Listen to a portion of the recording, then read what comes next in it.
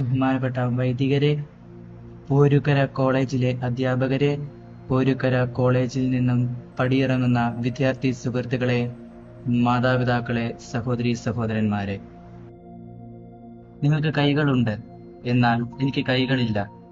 നിങ്ങൾക്ക് കാലുകളുണ്ട്, എന്നാൽ എനിക്ക് കാലുകളില്ല. നിങ്ങൾക്ക് അപ്പനുണ്ട്, അമ്മയുണ്ട്, എന്നാൽ എനിക്ക് അപ്പനും അമ്മയും ഇല്ല. ഒരുപക്ഷെ വല്ല നായ്ക്കളോ മറ്റു മൃഗങ്ങളോ ഒരു നേരത്തെ ഭക്ഷണത്തിനായി എന്നെ ഭക്ഷിച്ചേനെ. പക്ഷേ ദൈവം എന്നെ കൈവിട്ടില്ല. ദൈവത്തിന്റെ മാലാഖമാരായ സിസ്റ്റേഴ്സ് എന്നെ ഏറ്റെടുത്ത് സംരക്ഷിച്ചു. ആദ്യം കുന്നന്താനത്തുള്ള LSDP സഭാംഗമായ സിസ്റ്റർ ഡോക്ടർ മേരി ലിറ്റിയുടെ, എൻ്റെ ഭാഷയിൽ പറഞ്ഞാൽ എൻ്റെ ലിറ്റിയമ്മയുടെ സംരക്ഷണത്തിലും അവിടുത്തെ ചേച്ചിമാരുടെ സ്നേഹത്തിലും ഞാൻ കഴിഞ്ഞുകൂടി. ഇപ്പോൾ തള്ളകത്തുള്ള അമ്മ വീട്ടിൽ ബഹുമാനപ്പെട്ട സെബാസ്റ്റ്യന്റെ സംരക്ഷണത്തിൽ കഴിഞ്ഞുകൂടുന്നു. ഞാൻ Mannanam saint Ephraim's higher secondary സ്കൂളിൽ കൊമേഴ്സ് വിഭാഗം 2ാം വർഷ വിദ്യാർത്ഥിയാണ്. ഈ കലാലയത്തിൽ നിന്നും പടിയിറങ്ങുന്ന ചേച്ചിമാരോടും ചേട്ടന്മാരോടും എനിക്ക് പറയാനുള്ളത്, ജീവിതത്തിൽ നാം നേരിടേണ്ട 4 സത്യങ്ങളെക്കുറിച്ചാണ്. ദൈവം നമ്മുടെ എല്ലാവരുടെയും തലയിൽ ഒരു വര വരച്ചിട്ടുണ്ട്. അതനുസരിച്ച് നമ്മുടെ ജീവിതം മുൻപോട്ട് പോകും. അതാണ് നമ്മുടെ വിധി. അതിൽ നാം വിശ്വസിക്കണം. ഒന്നാമത്തെ സത്യം നമ്മുടെ ജനനമാണ്. നമ്മൾ ഓരോരുത്തരും ഇന്ന വർഷം, ഇന്ന മാസം, ഇന്ന ദിവസം, ഇന്ന സമയത്ത്, ഇന്ന സ്ഥലത്ത്, ഇന്ന മാതാപിതാക്കളിൽ നിന്ന് ജനിക്കുന്നു അല്ലെങ്കിൽ ജനിച്ചു എന്നുള്ളത് ദൈവനിശ്ചയമാണ്. എന്നെ എന്തുകൊണ്ട് അംബാനിയുടെ മകനായി ജനിപ്പിച്ചില്ല എന്ന് പരാതിപ്പെടുവാൻ നമുക്ക് ആർക്കും അവകാശമില്ല. എന്നെ എന്തുകൊണ്ട് കൈയും കാലും ഇല്ലാത്തവനായി സൃഷ്ടിച്ചു എന്ന് പരാതിപ്പെടുവാൻ എനിക്ക് അവകാശമില്ല. കാരണം ഇതെന്റെ തലവരെയാണ്. ഇത് നാം സ്വീകരിക്കണം. രണ്ടാമത്തെ സത്യം നമ്മുടെ ജീവിതാന്തസ്സാണ്.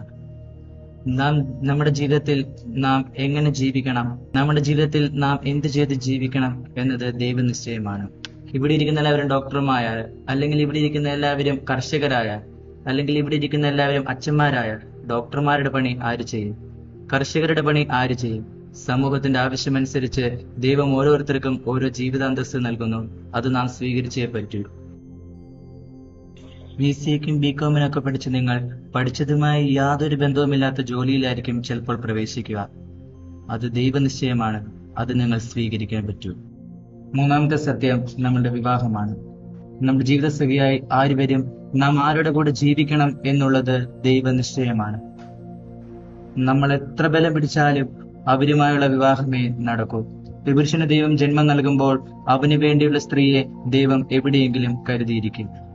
ഈ അടുത്ത കാലത്ത് തിരുവനന്തപുരത്തുള്ള ഒരു പയ്യൻ കണ്ണൂരുള്ള ഒരു സ്ത്രീയെ വിവാഹം കഴിച്ചു.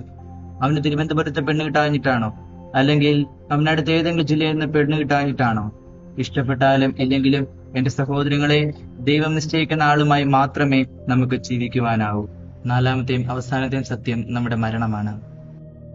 നാം എവിടെ എങ്ങനെ മരിക്കണമെന്നുള്ളത് ദൈവനിശ്ചയമാണ്. പ്രിയമുള്ളവരെ, ഇതാണ് നാം ജീവിതത്തിൽ മനസ്സിലാക്കേണ്ട, നാം ജീവിതത്തിൽ പഠിക്കേണ്ട 4 സത്യങ്ങൾ.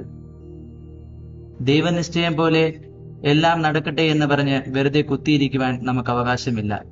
നമ്മുടെ കഴിവുകളും നമ്മുടെ ജീവിത സാഹചര്യങ്ങളും വളർത്തി നമ്മുടെ ജീവിതത്തെ മുൻപോട്ട് കൊണ്ടുപോകുമ്പോൾ ദൈവം തമ്പുരാൻ തന്റെ പദ്ധതി അനുസരിച്ച് നമ്മുടെ ജീവിതത്തെ നിയന്ത്രിച്ചുകൊള്ളും. നിങ്ങളെല്ലാവരും ഒത്തിരി സ്വപ്നങ്ങൾ കാണുന്നവരാകണം. നിങ്ങളുടെ ജീവിതത്തിൽ നിങ്ങൾക്ക് ഒരാളെ സഹായിക്കാൻ പറ്റുന്നുണ്ടെങ്കിൽ ഈ പ്രപഞ്ചം മുഴുവൻ നിങ്ങളുടെ സ്വപ്നം, നിങ്ങളുടെ ലക്ഷ്യം സാക്ഷാത്കരിക്കുവാൻ നിങ്ങൾക്ക് വേണ്ടി പണിപ്പെടുമെന്ന് പൗലോ കൊയ്ലോ പറയുന്നുണ്ട്. ഈ കുട്ടനാട്ടിൽ നിന്ന് സ്വപ്നങ്ങൾ കണ്ട് പ്രസിദ്ധനായ ആളാണ് നിങ്ങളുടെ നാട്ടുകാരൻ വിശുദ്ധ ചാവറയച്ചൻ. ഈ കോളേജിന്റെ പേരുകാരനായ പോരുക്കര തോമാച്ചൻ ഈ ചമ്പക്കുളംകാരനാണ്.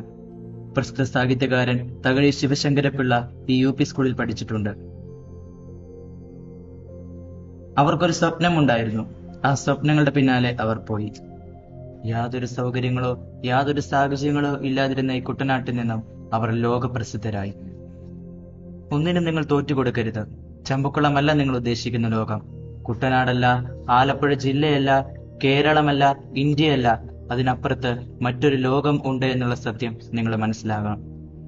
ഈ ലോകം കടുത്ത മത്സരങ്ങളുടേതാണ്. പിടിച്ചു നിൽക്കണമെങ്കിൽ കടുത്ത മത്സരങ്ങൾ നടത്തിയേ പറ്റൂ. നമ്മുടെ ജീവിത സാഹചര്യങ്ങളും നമ്മുടെ കഴിവുകളും വളർത്തിയെടുത്ത് വികസിപ്പിച്ച് ഈ ലോകത്തോട് നമ്മൾ പൊരുതണം.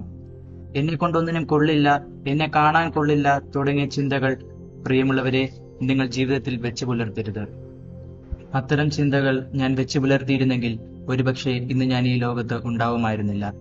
എനിക്കെല്ലാം സാധ്യമാണെന്ന ചിന്തയോടെ ജീവിതത്തെ മുൻപോട്ട് കൊണ്ടുപോവുക. നെഗറ്റീവായിട്ടുള്ള ഒരു ചിന്തയും നിങ്ങളുടെ ജീവിതത്തിൽ ഉണ്ടാവരുത്. ഇതൊന്നും ശരിയല്ല, എന്നെ കൊണ്ടൊന്നും ആവില്ല, ഈ ലോകം ശരിയല്ല, എന്റെ മാതാപിതാക്കൾ ശരിയല്ല, എന്റെ സഹോദരങ്ങൾ ശരിയല്ല തുടങ്ങിയ ചിന്തകൾ പാടെ ജീവിതത്തിൽ നിന്ന് മാറ്റി ശുഭാപ്തി വിശ്വാസത്തിൽ ജീവിക്കുവാൻ പഠിക്കുക. നിങ്ങളുടെ ഒരു സഹോദരന്, സഹോദരിക്ക് അല്ലെങ്കിൽ ആർക്കുമാവട്ടെ നിങ്ങൾ ഒരു ഉപകാരം ചെയ്യാൻ, ഒരു സഹായം, ഒരു നന്മയെങ്കിലും ചെയ്യാതെ മുൻപോട്ട് പോകരുത്. നിങ്ങളുടെ ഒരു പ്രോത്സാഹനത്തിന്റെ ഒരു വാക്ക്, ഒരു പുഞ്ചിരി, ഒരു തലോടൽ, സാരമില്ല ഞാൻ നിന്റെ കൂടെയുണ്ട് എന്നൊരു വാക്ക്, ഇങ്ങനെ എന്തെങ്കിലും ഒരു സഹായം, ഒരു നന്മയെങ്കിലും ചെയ്താൽ നിങ്ങളുടെ ജീവിതം ധന്യമാകും. വിശുദ്ധ ചാവറയച്ചൻ പറയുന്നത് പോലെ, നിന്റെ ഒരു ദിവസത്തിൽ ഒരു നന്മ, ഒരു സഹായമെങ്കിലും നീ ചെയ്യുന്നില്ലെങ്കിൽ നിനക്ക് അത്താഴം കഴിക്കുവാൻ അനുവാദമില്ല. മറ്റുള്ളവരുടെ സഹായങ്ങളും മറ്റുള്ളവരുടെ നന്മകളും കൊണ്ടുമാണ് ഞാൻ ജീവിക്കുന്നത്. എന്നെ എന്തിനിങ്ങനെ സൃഷ്ടിച്ചു ദൈവമേ എന്ന് പല നിമിഷങ്ങളിലും ദൈവത്തോട് ചോദിച്ചിട്ടുണ്ട്. എന്നെ സൃഷ്ടിച്ചപ്പോൾ എന്തോ മാനുഫാക്ചറിംഗ് ഡിഫക്റ്റ് പറ്റി. പക്ഷെ ഞാൻ അതിനെ അംഗീകരിക്കുകയാണ്. കാരണം ഇന്നെന്നെ സഹായിക്കുവാൻ, ഇന്നെന്നെ തീറ്റിപ്പോറ്റുവാൻ, ഇന്നെന്നെ വളർത്തുവാൻ ആ ദൈവം എനിക്ക് എത്രയോ പേരെ തന്നിരിക്കുന്നു. സാഹചര്യങ്ങളിൽ നിരാശപ്പെടാതെ ജീവിതം മുൻപോട്ട് കൊണ്ടുപോവുക. നമ്മളെ സൃഷ്ടിച്ച് നമുക്ക് ജീവൻ നൽകിയ നമ്മുടെ ദൈവം തമ്പുരാനോട് നമ്മൾ ജീവിക്കാൻ പഠിക്കുക. നിങ്ങളെ വളർത്തി വലുതാക്കിയ നിങ്ങളുടെ മാതാപിതാക്കളെ നിങ്ങൾ ഒരിക്കലും വിഷമിപ്പിക്കരുത്. നിങ്ങളുടെ ജീവിതം മറ്റുള്ളവരുടെ ജീവിതമായി കമ്പയർ ചെയ്യാതിരിക്കുക. നിങ്ങളുടെ ജീവിതം, നിങ്ങളുടെ കഴിവുകൾ, നിങ്ങളുടെ ജീവിത സാഹചര്യം, അവയിൽ കാലൂന്നി ജീവിതത്തെ മുൻപോട്ട് കൊണ്ടുപോകുവാനാണ് ദൈവം ആഗ്രഹിക്കുന്നത്. കൂടിയിരിക്കുന്ന എല്ലാവരുടെയും പേരിൽ എന്റെ ചേട്ടന്മാരോടും ചേച്ചിമാർക്കും നൂറുമേനി വിജയം ആശംസിക്കുന്നു, പ്രാർത്ഥിക്കുന്നു. നിങ്ങളെ കാണുവാനും നിങ്ങളോട് സംസാരിക്കുവാനും എനിക്ക് അവസരം തന്ന, എന്നെ ക്ഷണിച്ച പ്രിൻസിപ്പൽ ബഹുമാനപ്പെട്ട ജോസി അച്ഛനോടും എന്റെ ഹൃദയം നിറഞ്ഞ നന്ദി അറിയിക്കുന്നു. ദൈവം എല്ലാവരെയും സമൃദ്ധമായി അനുഗ്രഹിക്കട്ടെ. Love you to all. Thank U.